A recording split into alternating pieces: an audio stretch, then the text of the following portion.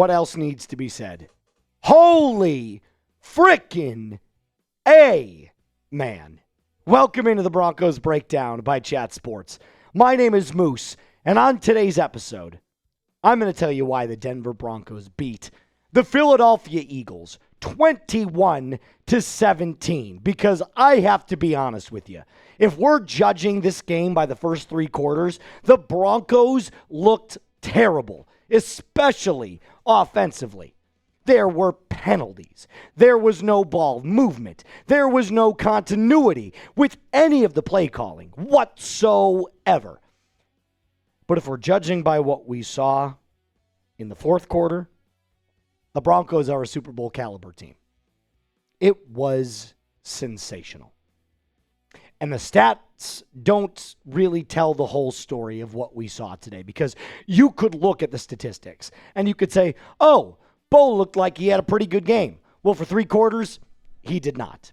Oh, well, J.K. Dobbins looked like he had a pretty good game. Through the first three quarters, it was so-so. Courtland Sutton looked like he had a pretty good game. Through the first three quarters, he had 3 receptions for like 17 yards. It was bad. And then the fourth quarter came, and I don't know if John Elway's spirit burst into Bo Nix, but he looked like a freaking stud.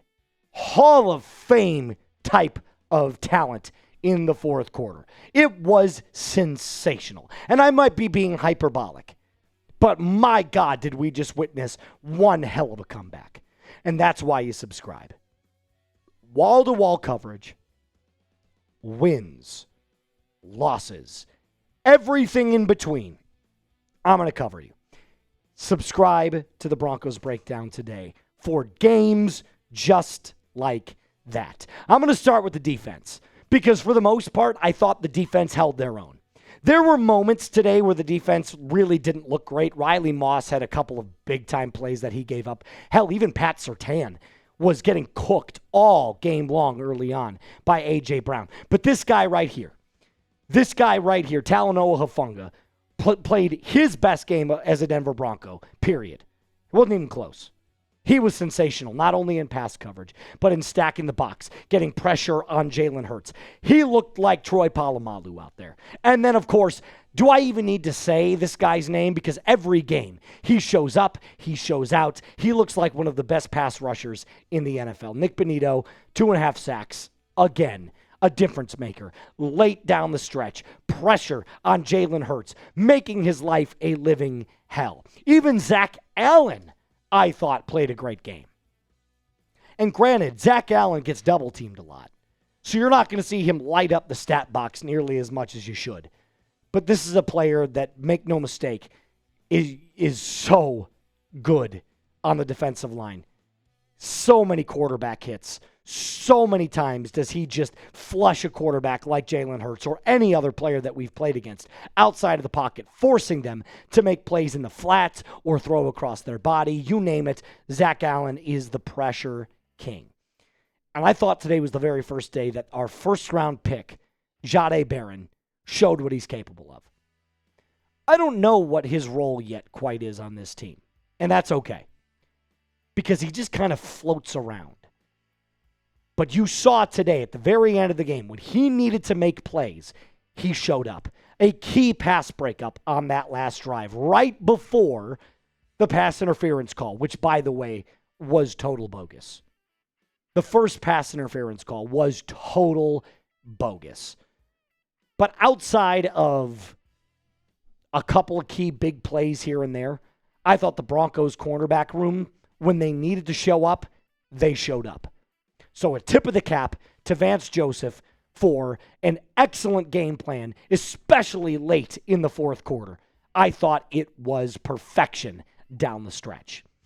We're going to talk about the offense because we have to talk about the offense, both the good and the bad. Before we do that, this Broncos jersey right now is 25% off. And if you want to sport the very best Denver Broncos gear, I'm talking shirts, jerseys, customizable ones just like this. Use the link that I've put in the comments and description of today's video. Go to chatsports.com/Broncos shirt. Chatsports.com/Broncos shirt in the comments and description of today's video. And a shout out to Fanatics for sponsoring today's video.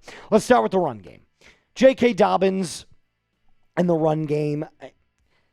There were moments where it looked okay, and there were moments it didn't look good at all. I think the Broncos' offensive line still needs a lot of work. Yes, they are rated a very, very high grade and one of the best pass blocking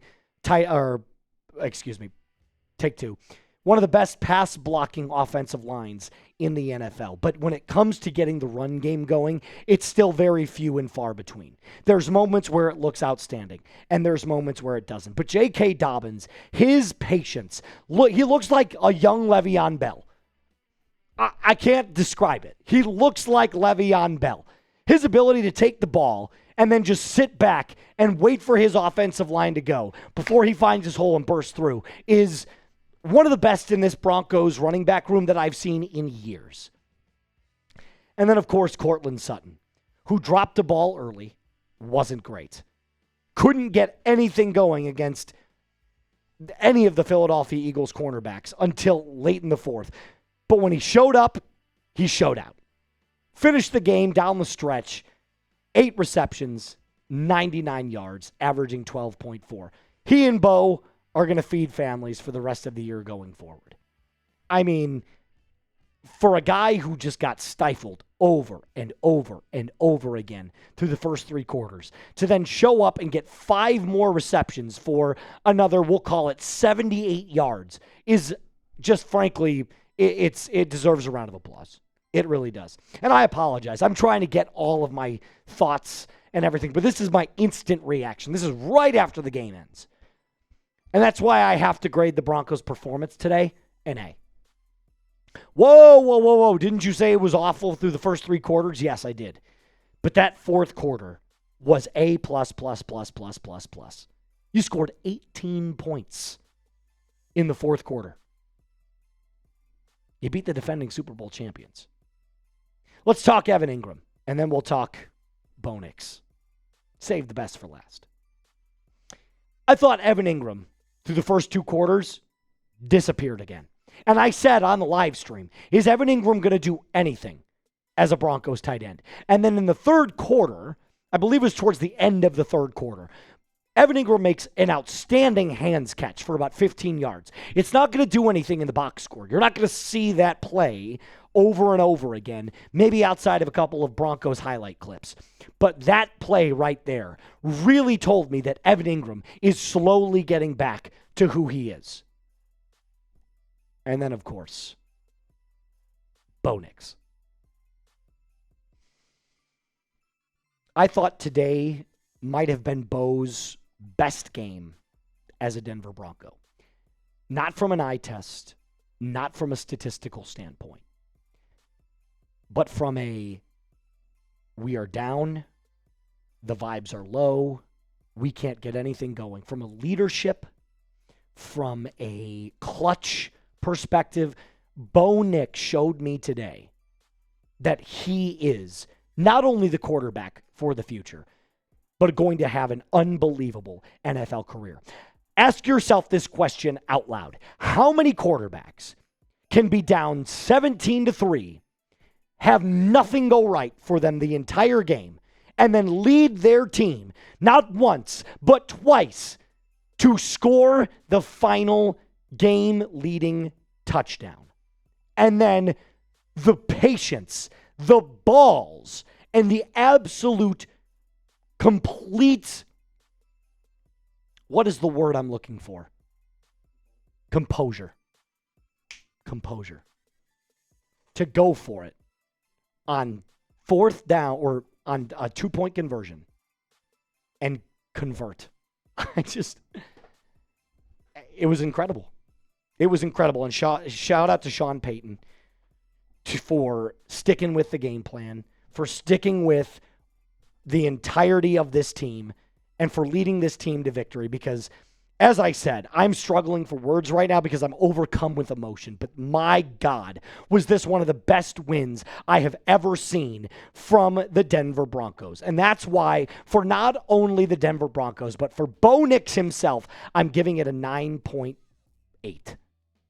I can't give it a 10 because the first 3 quarters weren't great. But it was shades of John Elway. It was a John Elway-esque fourth quarter. That's why you drafted Bo Nix. He's a winner. He is a winner.